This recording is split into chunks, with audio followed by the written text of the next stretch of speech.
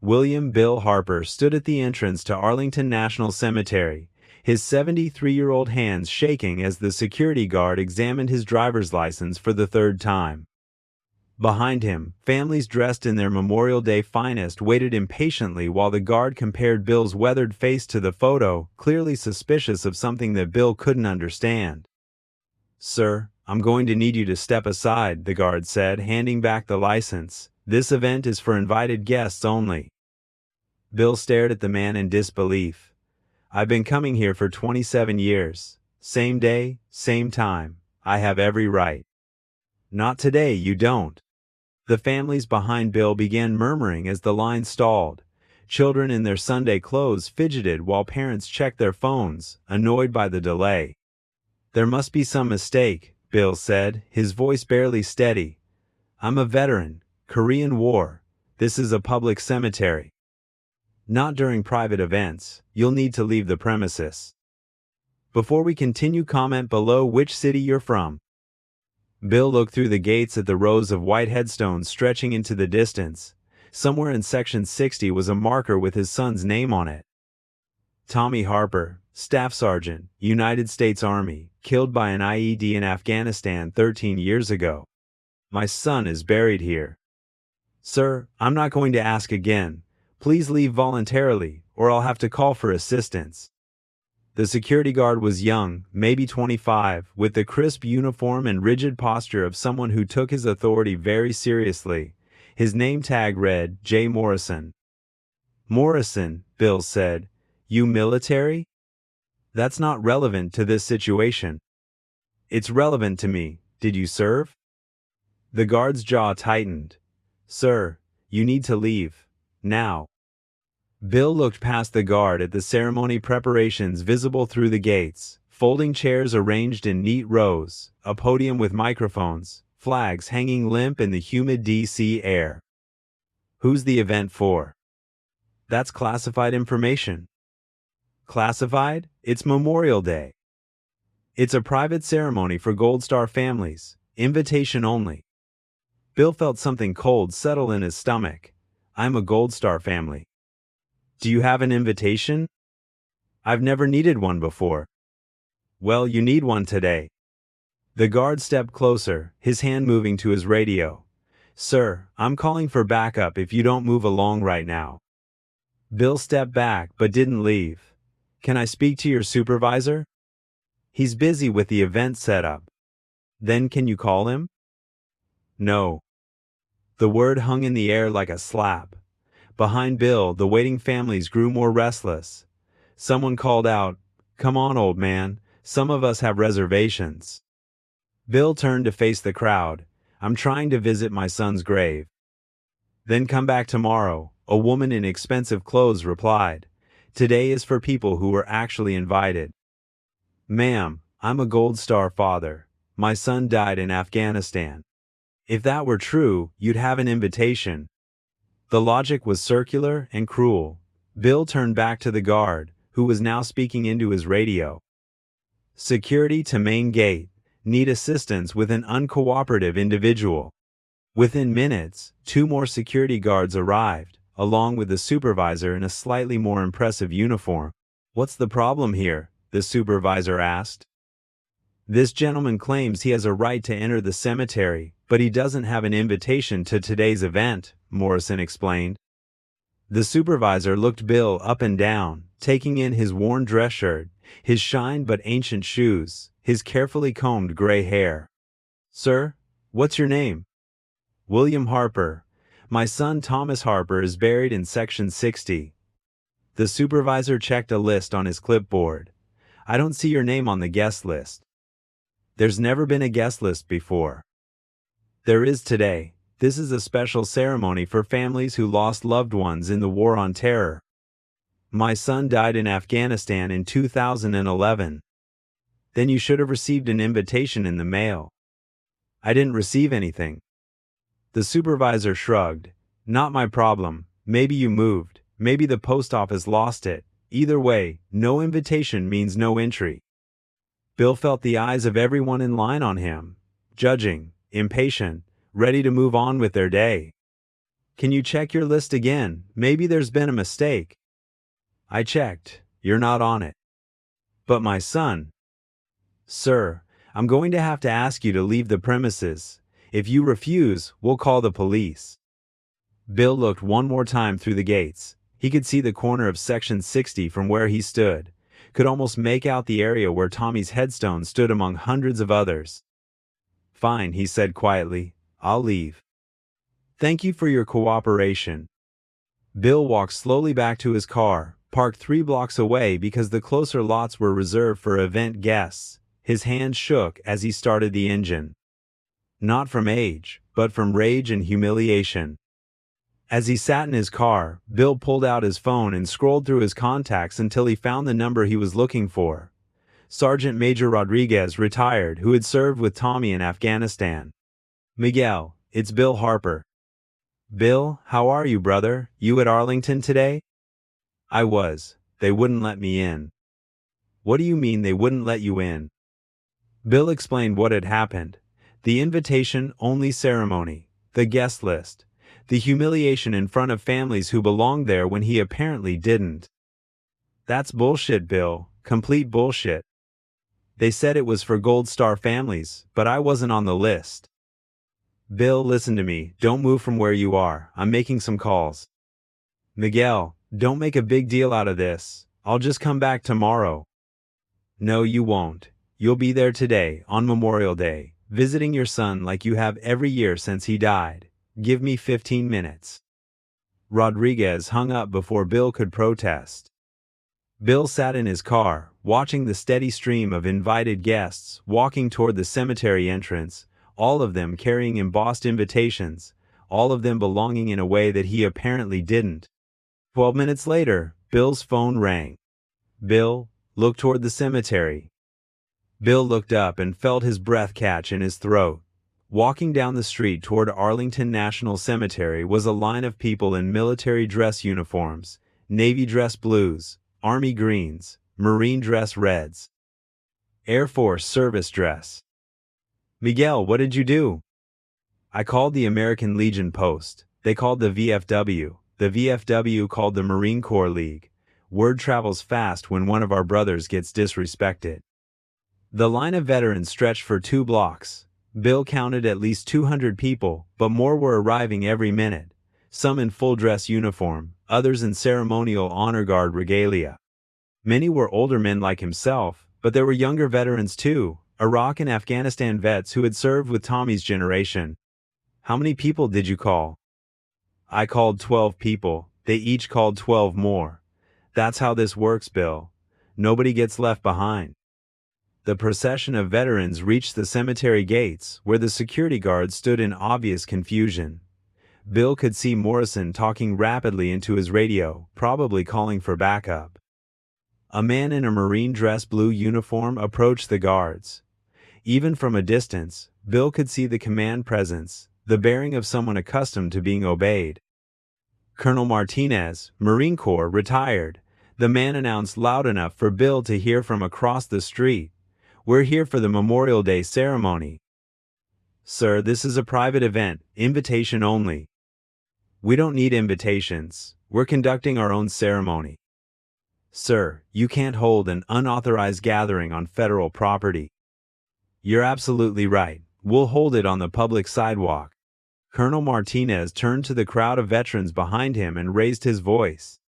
Attention! We are conducting a Memorial Day ceremony on public property in honor of all fallen service members, including Staff Sergeant Thomas Harper, who gave his life in Afghanistan. Bill felt tears sting his eyes as the veterans began forming ranks on the sidewalk directly in front of the cemetery gates. They moved with military precision, organizing themselves by service branch and era of service.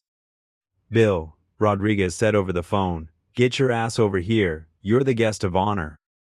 Bill walked slowly toward the crowd, still not quite believing what he was seeing. As he approached, the veterans parted to create a path for him, leading him to the front of the formation. Gentlemen, Colonel Martinez announced, this is William Harper, Gold Star father of Staff Sergeant Thomas Harper. He was denied entry to visit his son's grave on Memorial Day. A murmur of anger rippled through the crowd. Someone called out, "That's un-American bullshit." Colonel Martinez raised his hand for silence. "We are here to ensure that Mr. Harper can honor his son's memory, and to remind everyone that Memorial Day belongs to all Gold Star families, not just the ones with fancy invitations." The ceremony began on the sidewalk. No podium, no microphones, no folding chairs. Just 400 veterans standing at attention while a Navy chaplain led them in prayer. Traffic on the street slowed as drivers saw what was happening. Some pulled over to watch, others honked their horns in support. Inside the cemetery gates, Bill could see the invited guests at their private ceremony turning to stare at the unauthorized gathering on the sidewalk. Some looked annoyed, others looked curious. The security guards stood helplessly, unsure how to handle a lawful assembly on public property. "Honor guard, present arms," Colonel Martinez commanded. A dozen veterans in dress uniforms stepped forward, carrying flags. American flags, service branch flags, Pomaya flags. They stood at attention while the chaplain spoke about sacrifice and service. "We gather today not in some exclusive ceremony for the privileged few, but as Americans honoring our fallen brothers and sisters," the chaplain said. "We gather because a Gold Star father was turned away from his son's grave. We gather because Memorial Day belongs to all of us." Bill found himself standing between Rodriguez and Colonel Martinez, surrounded by more military honors than he had seen since Tommy's funeral 13 years ago. "Taps," Colonel Martinez announced. A young Marine stepped forward with a bugle. The haunting melody echoed off the cemetery gates and the buildings beyond. Every veteran came to attention. Every civilian on the street stopped walking. Even the invited guests inside the cemetery stood respectfully during the playing of taps. When the bugle finished, Colonel Martinez stepped forward. "Mr. Harper, on behalf of every service member who has ever worn the uniform, we want you to know that your son's sacrifice will never be forgotten, and you will never be turned away from honoring his memory." The crowd of veterans began to disperse, but many approached Bill individually to shake his hand and offer condolences. Some had served in Afghanistan, others had known Tommy personally. "Your boy was a hell of a soldier," one Army sergeant told Bill. "He saved my life in Kandahar." "Tommy talked about you all the time," said another. "He was proud of his old man." As the crowd thinned, Bill noticed that the gates to Arlington National Cemetery had opened. The private ceremony inside had apparently concluded, and the invited guests were leaving. The security supervisor approached Bill hesitantly. "Mr. Harper, I need to apologize. There was obviously some kind of administrative error with the invitation list." "Obviously. Would you like to visit your son's grave now? I can arrange for an escort." Bill looked at the man who had humiliated him an hour earlier. "I don't need an escort, I know the way." "Of course. Again, I apologize for the confusion." Bill walked through the gates he had been denied entry to earlier, followed by Rodriguez and a dozen other veterans who wanted to pay their respects to Tommy. Section 60 was quiet now, the invited guests having moved on to their Memorial Day barbecues and family gatherings.